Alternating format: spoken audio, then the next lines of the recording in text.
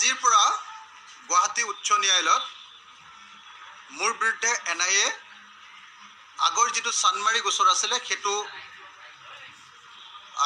নিয়াৰ আদালতে যে মোক ডিচাৰ্জ কৰি দিছিলে, মোৰ এই বিষয়টো ট্ৰায়েল হ'ব নোৱাৰিব বুলি কৈ দিছিলে, এইটো এটা ভুৱা গোচৰ বুলি যে কৈ দিছিলে, তাৰ বিৰুদ্ধে প্ৰত্যাহ্বান জনাই ইতিমধ্যে ন্যায় আজি গুৱাহাটী উচ্চ ন্যায়ালয়ৰ দ্বাৰস্থ হৈছে। আজি গোচৰটোৰ কাৰণে শুনানি, প্ৰথমটো মানে বিষয়টো আজি তাতে লিষ্টেড হৈছে, গুৱাহাটী উচ্চ ন্যায়ালয়ত লিষ্টেড হৈছে, আৰু ন্যায়ে সেই গোচৰটোৰ কাৰণে আজি মোক পুনৰ NIA কেছত চাৰ্জ ফ্ৰেম কৰিব লাগে বুলি পুনৰ দাবী জনাইছে।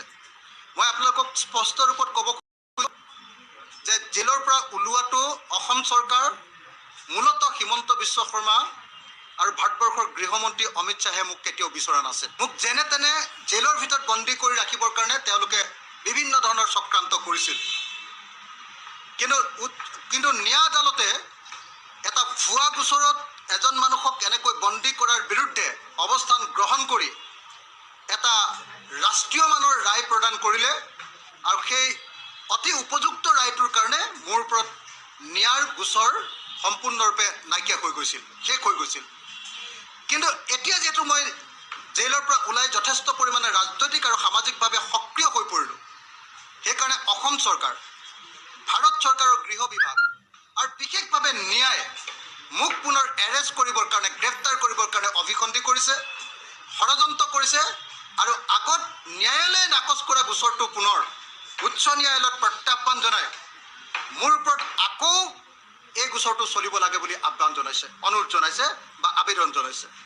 গতিকে মোৰ বিৰুদ্ধে ৰাজনৈতিক চক্ৰান্ত আকৌ আৰম্ভ হৈছে।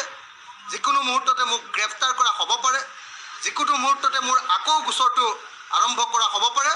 গতিকে সমগ্ৰ অসমবাসী ৰাইজক সজাগ সচেতন হৈ থাকি মোক এই মুহূৰ্তত সহায় কৰিবৰ কাৰণে আহ্বান জনাইছোঁ। মই অতি স্পষ্টভাৱে কৈছোঁ, মোৰ ওপৰত যিয়েই ষড়যন্ত্ৰমূলক আচৰণ নকৰক লাগিলে মোৰ ৰাজনৈতিক স্থিতি, সামাজিক স্থিতিত কেতিয়াও আপোচ কৰা নহ'ব, এই কথাটো স্পষ্ট কৰি দিছোঁ।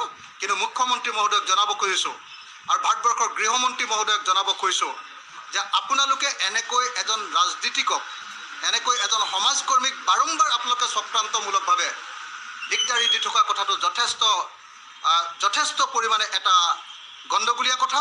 মই আশা কৰোঁ যে আপোনালোকে এনেকুৱা ৰাজনৈতিক চক্ৰান্ত অতি সোনকালে বন্ধ কৰিব।